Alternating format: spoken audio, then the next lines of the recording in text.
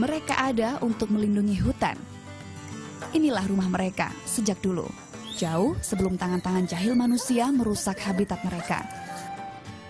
Di Asia, spesies kera besar ini 90%-nya hidup di Indonesia, tersebar di Kalimantan dan Sumatera. Sementara 10% lainnya hidup di Sabah dan Sarawak, Malaysia.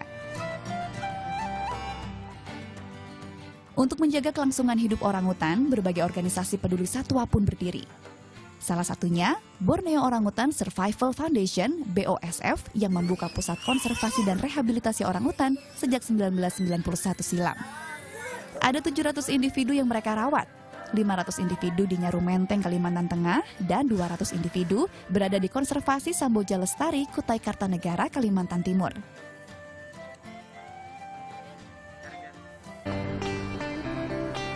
Saya beruntung karena berkesempatan melihat langsung proses rehabilitasi orangutan di Samboja Lestari.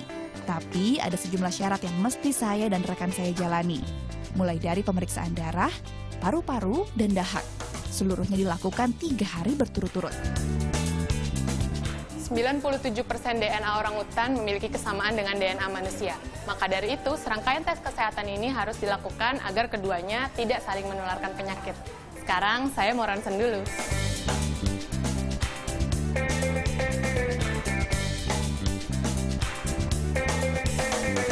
Hasil tes kesehatan kami memenuhi syarat. Petualangan kami di Borneo pun dimulai.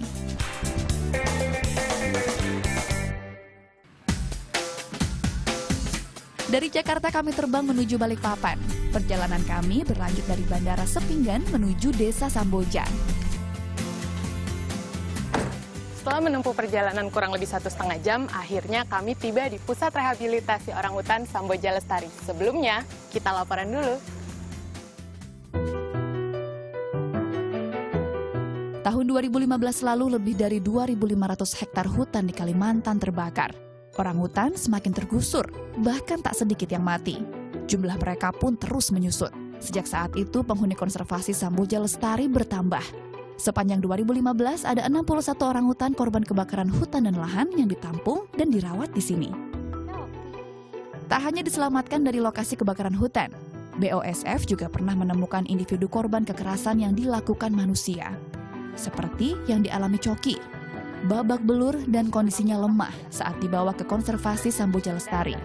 Awalnya, ia bahkan trauma bertemu manusia. Kalau dilihat dari lukanya Coki, itu sepertinya memang bekas kejahatan orang. Itu untuk cara pendekatannya mungkin memang agak susah.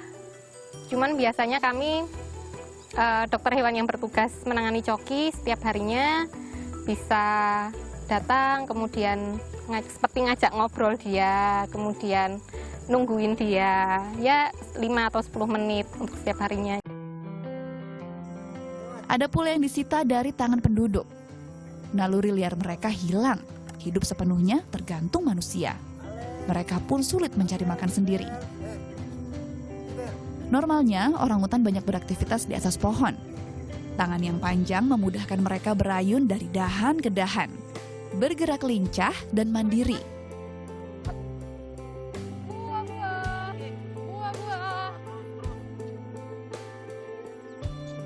Secara teknis, orangutan Kalimantan adalah hewan omnivora, namun sekitar 60% makanannya adalah buah-buahan. Disinilah tugas para relawan peduli orangutan dimulai, mengajarkan mereka kembali liar agar siap dilepaskan ke habitat aslinya. Layaknya manusia, ada tingkatan kelas yang harus mereka selesaikan di sekolah khusus ini. Belajar lagi cara bertahan hidup di alam bebas. Mulai dari belajar memanjat pohon, mencari makan, hingga membuat sarang. Akrab dengan para pengasuh membuat orangutan kerap bermanja-manja. Bahkan bagi anak-anak orangutan, keberadaan sitter seolah menggantikan induk mereka yang hilang. Namun kedekatan setiap individu dengan pengasuhnya perlahan harus dikurangi, terutama jika anak-anak orangutan ini naik kelas. Perasaannya sedih dan senang. Senangnya mereka sudah naik kelas karena sudah cukup usia dan kepintarannya, ya sedihnya karena nggak bisa ngelihat mereka lagi. Berbulan-bulan direhabilitasi, naluri liar orangutan mulai terasa. Mereka mulai jarang turun dari pohon dan memilih membuat sarang di atas dahan. Kalau sudah begini, peluang mereka untuk dilepas liarkan semakin besar. Individu yang telah siap akan menjalani hidup mereka di belantara Kalimantan di Muara Wahau. Sejak tahun 2012, BOSF Samboja Lestari telah melepas liarkan 95 orangutan. Namun tak semua individu berujung pelepas liaran. Orangutan yang fisiknya lemah atau bahkan cacat harus hidup selamanya di pusat konservasi, bergantung pada belas kasih manusia. Kalau dia terkena penyakit dari manusia, ya kalau dia terkena TBC manusia, nggak bisa kita lepas liarkan. Karena hepatitis manusia, nggak bisa kita lepas liarkan. Karena itu artinya kita mengirim bom waktu ke hutan. Ya. Yang kedua, kalau dia tidak punya kemampuan hidup di hutan, jadi nggak bisa bikin sarang, nggak bisa kenalin makanannya, nggak kenalin bahayanya, nggak akan kita kirim. Karena kalau kita kirim, pasti akan susah hidup gitu. Untuk merehabilitasi ratusan orangutan, BOSF mengelola 430.000 hektar lahan di Kalimantan Timur dan Kalimantan Tengah. Jumlah penghuni konservasi pun terus bertambah. Itu karena yang kita lepas 5, yang datang 20. Sebenarnya kuncinya bukan berapa banyak lagi hutan yang kita harus punya untuk bisa kita lepasin orangutan, tapi bagaimana kita men-stop yang masuk ini. Nah, itu satu. Yang kedua, 700 orang hutan di Yayasan BOS yang mau cari hutan untuk lepas liar, ini juga hutan yang untuk kita lepasin masih kurang. Diperkirakan ada 54.000 orangutan tersisa di Kalimantan. Indikator sang individu terancam punah, sedangkan di Sumatera jumlahnya hanya tersisa 6.500 orangutan dan masuk kategori sangat terancam punah. Sebagai pemakan biji-bijian, orangutan berperan penting dalam mengatur laju vegetasi hutan.